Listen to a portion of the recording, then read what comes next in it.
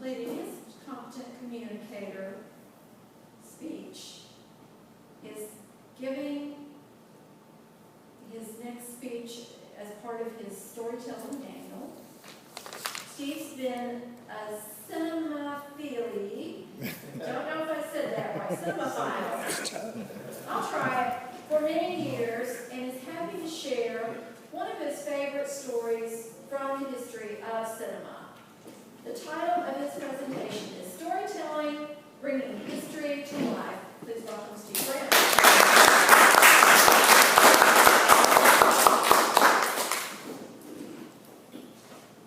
Thank you, Madam Toastmaster, fellow Toastmasters, and of course, our many guests. Who here loves movies? Hands up, come on. Now, some people don't love movies, but do love history. You got history buffs in here? What happens when history and movies collide in such a way that we're not sure which is fact and which is fiction? It's happened a few times, but I always like to go back to one of the very first times, the one that people truly mention. At the beginning of his life, he was considered a genius. He was a prodigy. At 5, supposedly, Harry Houdini taught him how to get out of a pair of handcuffs. At 10, he was writing poetry and writing short stories, and he was doing pictures, and he was painting on his own. At the age of 21, he was doing plays off Broadway. Now, most people have heard of Orson Welles. Most people have heard of Orson Welles. But did you realize that he, at such a young age, he was doing things that, again, prodigy. He was a genius. And people kept telling him, you're so smart. Everything you do is genius. It's amazing. And so, again, at 21, he was writing plays and directing just off of Broadway. At 23, he was the Shadow. The radio show. He was the voice of the Shadow. When you hear of the Shadow, that was Orson Welles for numerous years. But what happens when you scare everybody in the nation in such a way that you have to change the radio laws? Because that's what he did. Orson Welles decided to put on a radio play, and he did it in such a way that he didn't explain that it was fiction. Now, back then you could get away with it. Now you can't. But back then he was the first, and they made laws to stop him from doing that. But what it did do was get RKO's attention. Now, RKO was one of the premier movie companies in Hollywood. RKO made huge classics that has since become public domain because eventually they did go out of business. Now, some of their stuff is obviously not public domain anymore because things change, laws change. But RKO was one of the big ones. And what they offered him at the age of 24 was a full ride production. Now, when I say full ride, what I mean by that is he could write it, he could direct it, he could produce it, and he could act in it. And the upper brass, the people that handed him a checkbook and a blank check for $500,000, which at that time was a lot of money, they couldn't say a thing about it. They couldn't go on his set. That was part of the contract. He could use his entire own cast for something that he wasn't even sure what he was doing yet. There was multiple movies that scripts he had looked at. He had decided, he had thought of, hey, let's do a first-person point-of-view shot, Hearts of Darkness. Now, you're probably thinking, well, what's the big deal? Nowadays, we have plenty of first-person movies. We get annoyed at them. We hate, most of us hate them sometimes. But back then, in 1940, 1937, in that time period, they thought he was crazy because the technology didn't exist.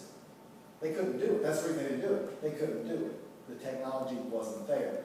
But of course, you go to your next one.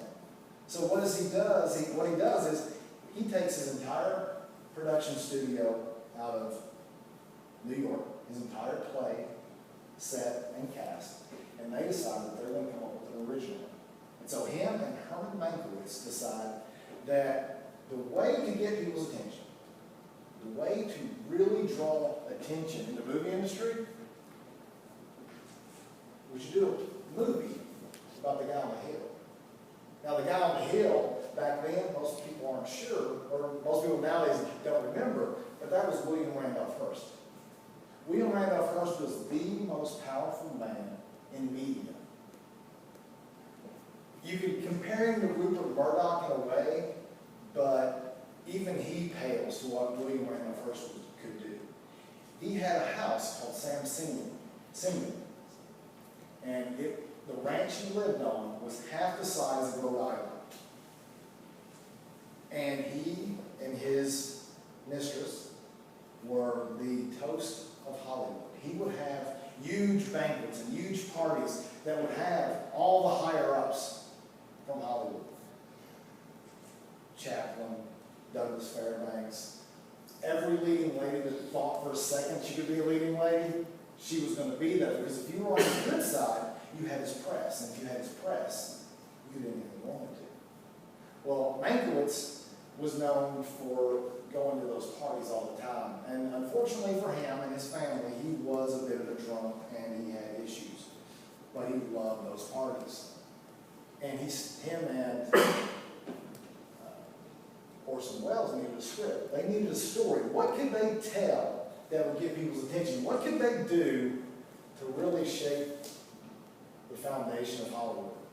Because remember, he's a genius. He's the guy that's going to change the world. He's the guy that's going to get people's attention. He's a protege. He has to do something amazing. So obviously, he come knocking on the door of the biggest guy in town. Unfortunately for him, at 77 years old, William Randolph Hearst was not retired. He was not going to give up. And when rumors start going around that somebody's got a script that puts him in a bad light, he's not going to handle it very well.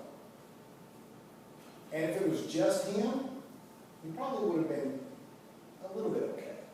Not great, just a little bit. But unfortunately, they drug his mistress into it. Her name was Marion Davies. And she was a sweetheart of Hollywood. People loved her. Everybody loved her. In good and bad ways, depending on how you put it. But because of that, that's when he went off the rails as far as what he was going to do to Citizen Kane. Citizen Kane was produced and it came out in 1941. However, when it came out, he put a freeze on it in such a way that he went to all the brass and said, I know all your secrets. I know all the parties you went to. I know all the stuff you don't want people to know about.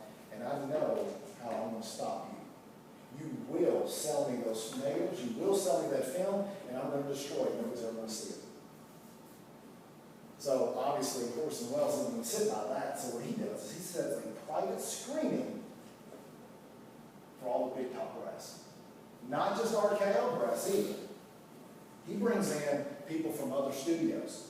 Now his reasoning for that is they don't know William Randolph Hearst.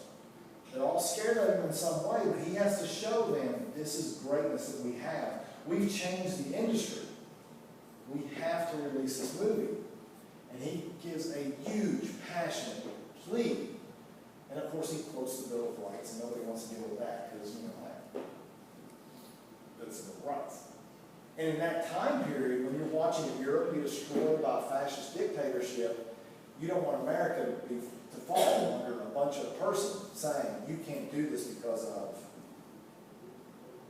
his will. So they finally get the movie released. It was lambasted by every Hearst critic. They didn't even go see it. It didn't matter. Some of his people would scream it enough to tell him what it was, and that was bad enough. In that day and age, if Hearst didn't want you to exist, he wouldn't speak about you. If his papers didn't talk about you, you didn't exist. You didn't get press. And so because of that, that put a small little break on the movie itself. But we know the rest of the story. We have history on our side. We know that in the 1950s, somebody decided, what are the greatest movies in the world? Remember that movie back then that critics hated? But a few of them loved it. What was up with that? So they re-released it in the 1950s, and people realized, this is a great movie. This is awesome. Did you see what this guy did? So what came out was the realization that the history, the story of Citizen Kane, of Charles Foster Kane, became what we now think of as the life of William Randolph Hearst. It's not, but that doesn't really matter, because in the long run, in the history of it, the two cross paths between these men changed the way the nation saw William Randolph Hearst, for good and bad. Thank you very much for your time.